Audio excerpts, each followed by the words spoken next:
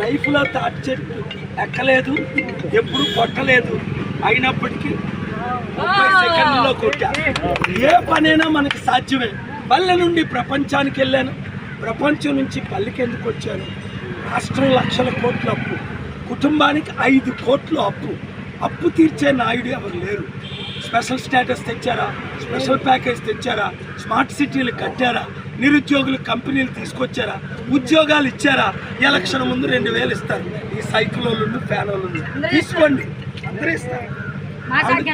ఇంటి దగ్గర చూసారా? చూసారా? అది నీతి నిజాయితీ అంటే. అప్పలకొండ రికార్డులోకి వెళ్ళింది. ఎందుకు?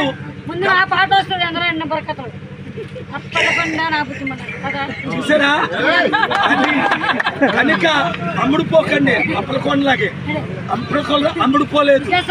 కొండ గుర్తుకి ఓటేసి సీరియల్ నెంబర్ 14 విశాఖ ఎంపీగా నన్ను గెలిపించుకోండి. అప్పులు తీర్చుకోండి, అభివృద్ధి చేసుకోండి, ఉద్యోగాలు అందరికీ ఇస్తారు.